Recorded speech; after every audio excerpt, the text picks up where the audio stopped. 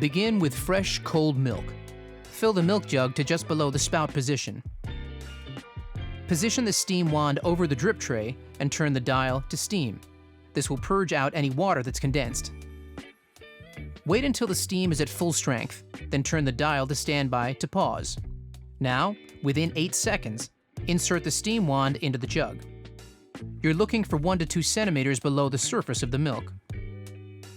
Move the dial to the steam position and keep the tip of the steam wand just under the surface of the milk until the milk is spinning clockwise, producing a whirlpool effect. With the milk spinning, slowly lower the jug to keep the steam tip just underneath the surface of the milk.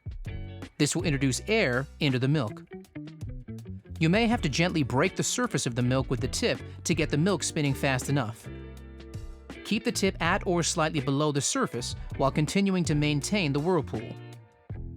Texture the milk until sufficient volume is obtained. The milk is at the correct temperature, 140 to 150 degrees Fahrenheit, when the jug is hot to touch. Once the desired temperature is reached, move the steam dial to the vertical position before taking the wand tip out of the milk. Set the jug to one side.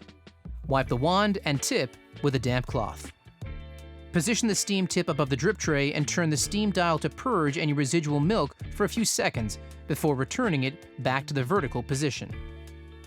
Tap the jug on the bench to collapse any bubbles. Now, you are ready to create latte art.